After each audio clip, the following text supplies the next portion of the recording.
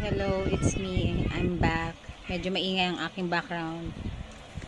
I'm Jonalyn Palita again. So, today, I'm gonna give you some experiences.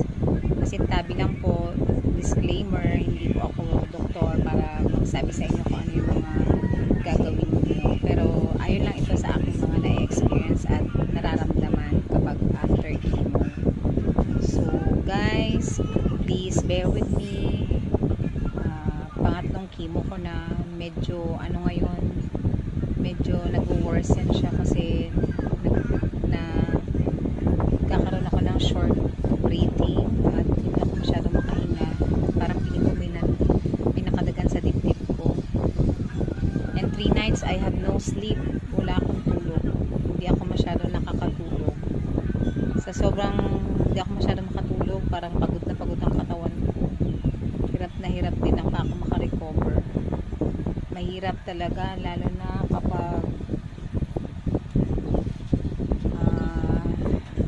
nag-anxiety ka, no? Nag-anxiety ako. Yan yung third session ko, yan yung mga naramdaman ko.